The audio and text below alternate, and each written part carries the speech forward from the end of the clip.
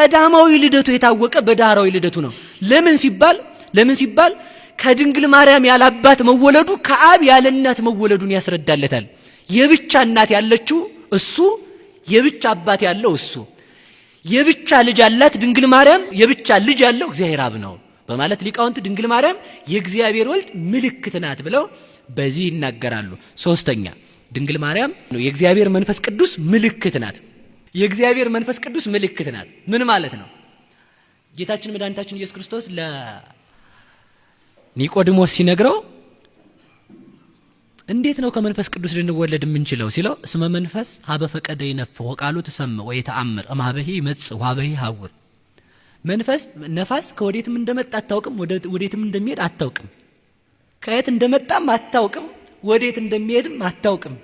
ቃሉን ትሰማለህ፣ ከየት እንደተነሳ አታውቅም። ሲነፍስ ዛፍ ሲያወዛውዝ ልታየው ትችላለህ፣ ወዴት እንደሚሄድም ላትለይ ትችላለህ። እንደዚህ ካለ ነው።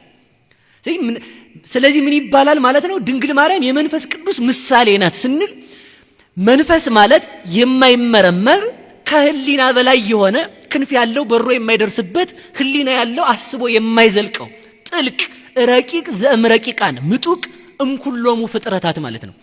በፍጥረታት ህሊና ታስቦ የማያልቅ የማይገመት ማለት ነው። እንደዚያ ከሆነ ድንግል ማርያምንም ህሊና አስቦ ሊዘልቃት አይችልም ነው። ጥያቄ እስኪ ጥያቄ እንጠይቅ። ምድር ሁሉ የተረገመ ከሆነ በተረገመው ምድር ውስጥ የተባረከ መሬት እንዴት ቀረ? ምን እናቃለን ነው መልሱ። እኛ ምን እናቃለን? በቃ መልሱ እሱ ነው። እሺ ሌላም ጥያቄ እናምጣ። ሌላም ጥያቄ ማለት ነው። ድንግል ማርያም በደንብ አስቡት እስኪ። በደንብ ማሰብ ያለብን እሱ ነው። ዓለማትን ሁሉ የያዘ እግዚአብሔር በማህፀኗ የዕለት ጽንስ ሆነ። እንዴት ቻለችው? የሚመልስ ሰው አለ? የለም። ይህንም እናደንቃለን። ህሊናችን መርምሮ ስለማይዘልቃት የማይመረመረውን እግዚአብሔርን ሰበከችልን ማለት ነው። ኪሩቤል ዙፋኑን ይሸከማሉ። ድንግል ማርያም ግን ማህፀኗ ይዘዋለች። ማህፀኗ ከያዘችው ዓለማትን ይዞ እሱ እንደገና ደግሞ በእናቱ ማህፀን ሳለ እሷ ደግሞ ዓለማትን የያዘውን ጌታ በማህፀኗ ከያዘች ሰማይና ምድር ወስነዋል። ከሰማይና ምድር በላይ የሰፋውን እግዚአብሔርን ከያዘች ምን እንበላትም?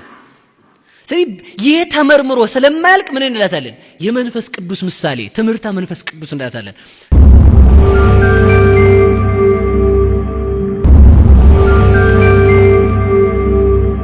ሰው የማያውቃቸውን ነገር እንዘርዝር እስኪ። ሰው ለምሳሌ የማያውቃቸው ነገር እንዘርዝር። አሁን ሰው ሁሉን ያውቃል? ያወቃችሁት እውቀት አለ። አንድ ሰው አንድን እውቀት አወቀ። ያንን ማወቁን ያውቃል እንጂ ማወቁን እንዴት እንዳወቀ ማወቅ አይችልም። ነፍስ አላችሁ የላችሁ? አላችሁ። የት ላይ ነው? ትልቅ ችግር ነው የሚሆነው ማለት ነው አይደል? አሁን ለምሳሌ ሰው ታዲያ እግዚአብሔርን እንዴት ነው ያ አይመረመርም ነው እንደሆነ እናውቃለን። ቅዱስ ዮሐንስ እኮ ነው ምን አለ መሰላችሁ? አእምር ከመወለዶ እግዚአብሔር እያአምር ዘከመወለዶ ዘከመወለዶ እግዚአብሔር ወልድ እግዚአብሔር አብ እግዚአብሔር ወልድን እንደወለደው አውቃለሁ፣ እንዴት እንደወለደው አላውቅም አለ። በቃ ነፍስ አብራህ እንዳለች ታውቃለህ፣ እንዴት እንዳለች አታውቅም። ተዘቅዝቃ ትኑር፣ እግሯ ወደ ላይ ይሁን ራሷ ወደ ታች ይሁን አታውቅም። ሰው ነፍስ አለው የማይካድ ነው። አዎ ነፍስ አለው፣ ግን ያ ነፍስ እንዴት ሆኖ እንደሚኖር ማወቅ አይችልም። ለምሳሌ ሽቱ ብንረጫችሁ ታሸታላችሁ አይደል? ስጋ ነው የሚያሸተው? ነፍስ ነው የሚያሸተው? ነፍስ ነው የሚያሸተው? እሺ ለነፍስ ሽቶ የረጨ ሰው አለ ወይ ነው? እሺ ማን ነው የሚያሸተው? ሁለቱም ተደራደራችሁ? ሁለቱም ብለዋል። እንግዲህ ሁለቱም አይባልም። ሁለቱ ለብቻቸው ተለያይተው ስራ መስራት ይችላሉ? ቅዱስ ቄርሎስ የተናገረው ለዚህ ነው። ሃይማኖተ አበው ምዕራፍ 73 ቁጥር 19 ላይ ሰማዕታት የተቀበሉትን መከራ አምጥቶ ለተዋህዶ ምሳሌ አድርጎ ይጨርሰዋል። ቦኑ ረከባ ነፍሳት ይሆሙ ለጻድቃን። እውነት ሰማዕታት ስለቱን እሳቱን ሲቀበሉ ነፍሳቸው ነው የተቀበለ ስጋቸው ብሎ ይጠይቃል። ነፍሳቸው ነው ካልከኝ ነፍስ አትገረፍም ይላል። ስጋቸው ነው ካልከኝ ስጋን ስንደበድበው ብንውል ነፍስ ከሌለችው ስጋ ዱላን መስማት አይችልም ይላል። ስለዚህ ህመምን እንድንቀበል እንድናሸት ያደረገችን ማናት? ነፍስ ናት ማለት ነው። ስለዚህ ያቺ ነፍስ እንዴት ሆና እንደምትኖር ሰው ማስረዳት ይችላል? ነፍስ ከኛ ጋር ተዋህዳ አለች። አዎ አለች።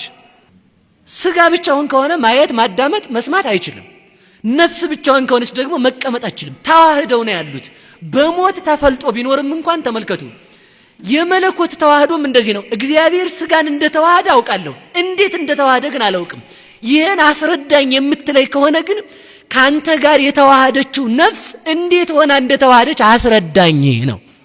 እስኪ ወደ ላይ እዛ ደመናው ጋር ወጡ። ትናንት ዝናብ ሲጥል ሰሞኑን ክረምቱን ወጣችሁ አይደል? ከፍ እዛ ህዋ ላይ ከፍ ስትሉ ወደዛ ከፍ። የነፍስ ቁመቷ ስንት ክንድ ነው?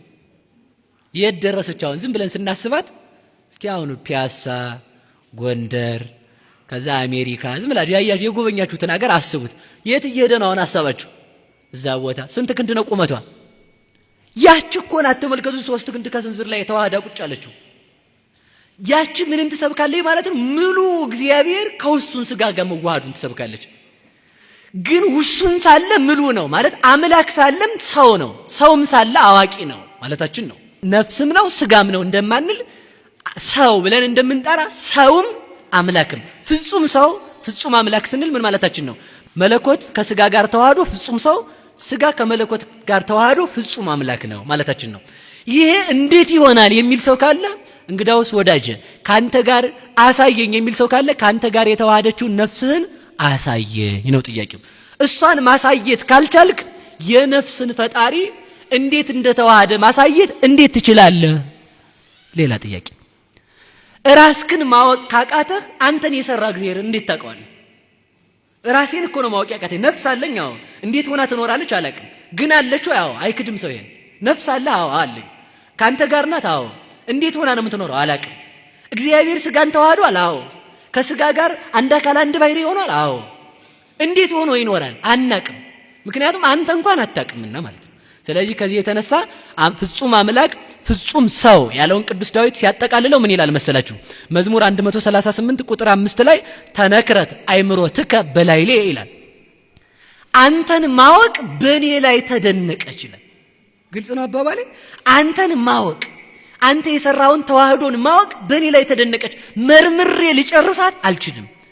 ሰው የሚያደንቀው መርምሮ አለመቻል ሲችል ሰው ማድነቅ ይጀምራል። ሰው እንኳን እግዚአብሔርን ራሱን ፍጥረታትን መርምሮ ማወቅ አይቻለውም። ከዚህ የተነሳ ምንድነው ያለው ሊቁ? እግዚአብሔር እንደተወለደ አውቃለሁ፣ እንዴት እንደተወለደ አላውቅም። ስጋን እንዴት እንደተዋሃደ አውቃለሁ፣ እንደከፈለ እንዳከበረ እንደተዋሃደ ሳይቀዳደም በአንድ ቅጽበት እንዳደረገ አውቃለሁ። እንዴት እንዳደረገ ግን ራሱ መድኃኔዓለም ያውቃል ብሎ ተናግሯልና አምላክም ሰውም ስንል ባጭር ቃል በተዋህዶ አንድ አካል አንድ ባህሪ ፍጹም አምላክ ነው ፍጹም ሰው ነው ስንል አምላክም ነው ሰውም ነው። አምላክና ሰው ሳይሆን አምላክም ሰውም ብለን መናገራችን ነው። ሰው ባልን ጊዜ ነፍስም ስጋም አይደል? ሰው ስንል ምንድነው ባሉ እንጂ ደግሞ አምላክ ክርስቶስ ስንል ምን ማለታችን ነው? ፍጹም አምላክ። ሰው ስንል ነፍስ ነው? ሰው ስንል ስጋ ነው? አይደለም። 7 ባህሪ ያለው እንደሆነ ፍጹም ሰው ስንል ፍጹም አምላክም ነው። ፍጹም አምላክ ስንል ፍጹም ሰውም ነው ማለታችን ነው። ስለዚህ ከዚህ የተነሳ ፍጹም አምላክ ፍጹም ሰው እንላለን።